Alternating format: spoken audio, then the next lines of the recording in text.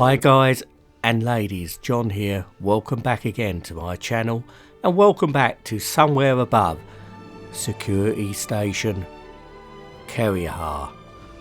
Now this probably isn't the safest place to go EVA in, but my Cutlass had sustained some damage for a little earlier, so I thought I'd take a look at the state of my ship. Now we learnt this week that in 2.1, which is already on the PTU, the EVA systems and animations are set to have a major change. So that's going to be well worth looking forward to, because at the moment there's nothing better I'd enjoy than doing a bit of EVAing. Absolutely awesome how you can get out of your ship and just fly off. Now we also learned through the CIG holiday livestream that the reworked Freelancer will be available to fly in 2.1. You can talk about some of the changes that were made for gameplay reasons. Oh yeah, so I mean one of the biggest things all of our ships have been getting ready for, and it's still a big undertaking for us, is this general component refactor that we've talked about a few times all the way back through April. Because the Freelancer is one of the first 3 or 4 ships even available for Star Citizen. That's right. And so it was still built on a lot of those older legacy systems, and now we've got the whole plan set. So it's now built in right now and interactive, but it'll be using the new component system, the updated power plants, shields, all of that, the refactored weapon sizing. So those guns, I want to say they're a bit bigger than the original size 5s that we were originally built. I want to say it's either twin size 3s or twin size 4s on the sides of the Freelancer now, and then twin size 2s on the back turret. So the baseline ship is going to have a good amount of punch to it. And so yeah, all the nice exterior shots, just like the Freelancer.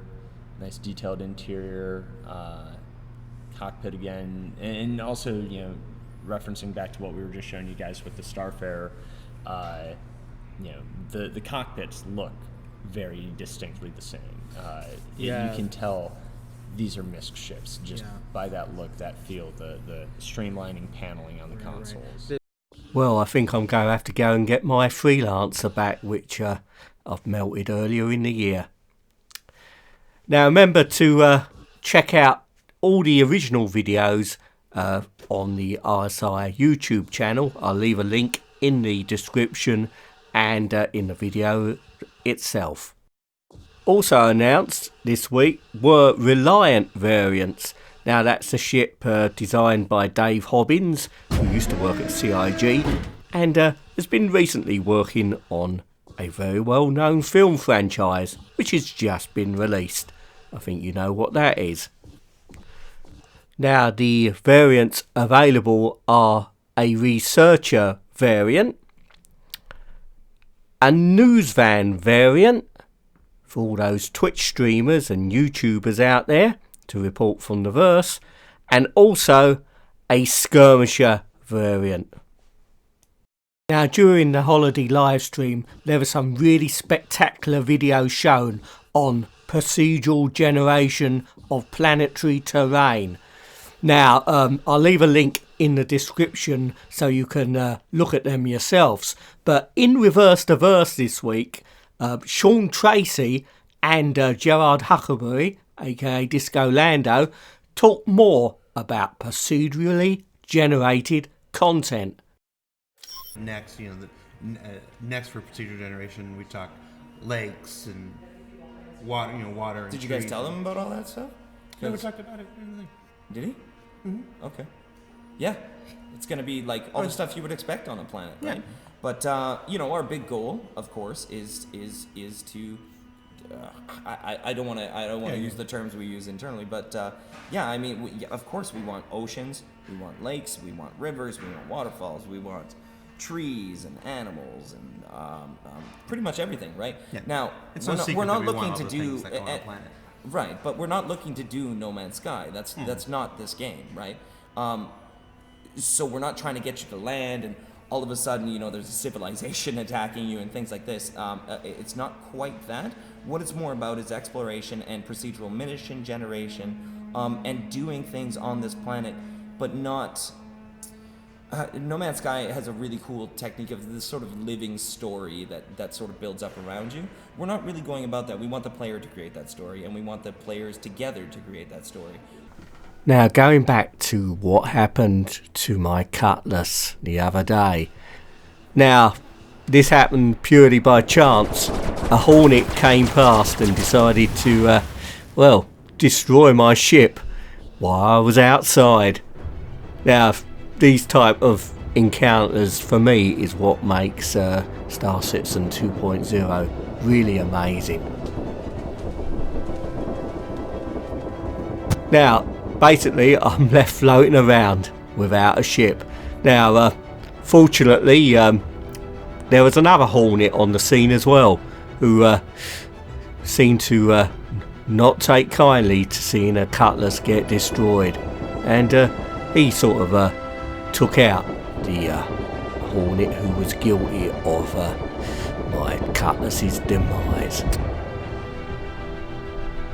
Now, of course, I was lucky that there was the station carrier below, so I decided to EVA down.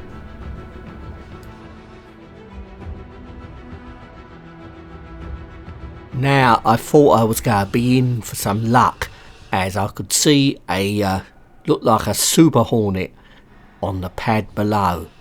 But just as I was about to grab my prize and fly off, the ship disappeared. Just then a Hornet Ghost appeared, and I thought, well, if I can stay out of sight and he lands, maybe I can help myself to a new Hornet. So I followed him round, trying to stay out of his line of sight. Now, I must admit, looking at the Hornet up close, getting ready to land, the amount of detail, you know, from the thrusters firing here.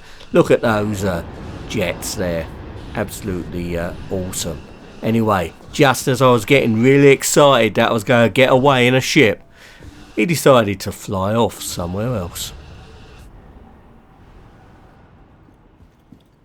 I went inside the security post and acquired a weapon. Didn't see anybody inside, but when I came outside, I saw someone floating around out on the rim of the station. And he opened fire on me. Fortunately, my gun was bigger than his.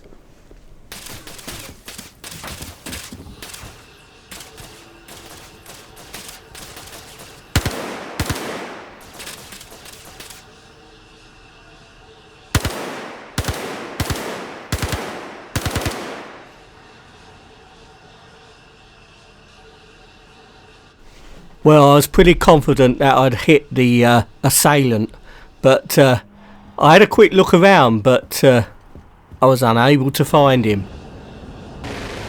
But just as I was feeling all in the clear, the Gladius arrived. Was it him or one of his friends? And I'm afraid there was only going to be one winner. Well, I respawned back at Port Orsar and decided to take a scythe out to see if I could find the Gladius. Now, there was no sign of the Gladius. All I could see was a wildly spinning Mustang.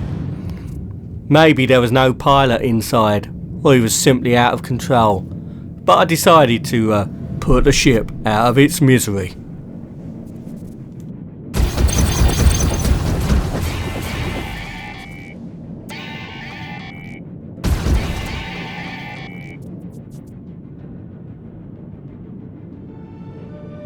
Now, all the gameplay you've seen happened during one brief game session, one afternoon, and it just shows what can happen just randomly in Star Citizen 2.0.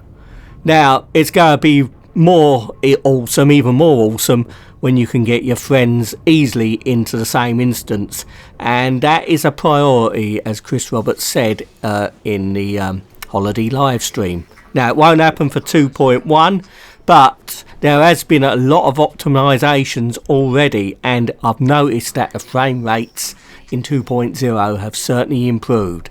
Now, these are due to server optimisations, and if you watch Reverse the Verse, and there's a link in the video, and watch the segment with Sean Tracy, he explains some of the optimisations they've done. Now, lots happened in the past few months in Star Citizen. Now, there was delays obviously earlier in the year, but things seem to be progressing at quite a pace now. Now, we won't see the persistent universe fully for a good while yet, but things will develop step by step. But what we will see towards the end of 2016 is Squadron 42.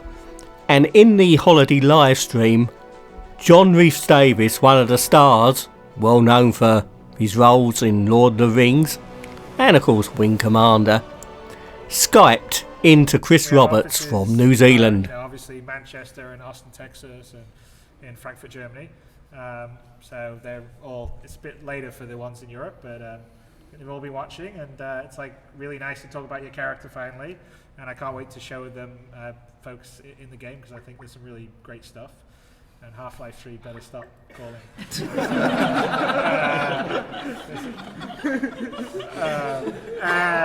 But no, it's great. And so, well, you know, you stop off here, so you need to stop off on your way through in Los Angeles, and you can come by and visit here, and we can show you in the game. I would love to do that, and I just want to say, you know, Merry Christmas to all those hard-working people in the office, and love, of course, to you and yours, and all our fans out there. Thank you for bearing with us. Thank you for buoying us up with your great swell of eagerness and support. I promise you this: Squadron 42 is going to blow your socks off. Absolutely.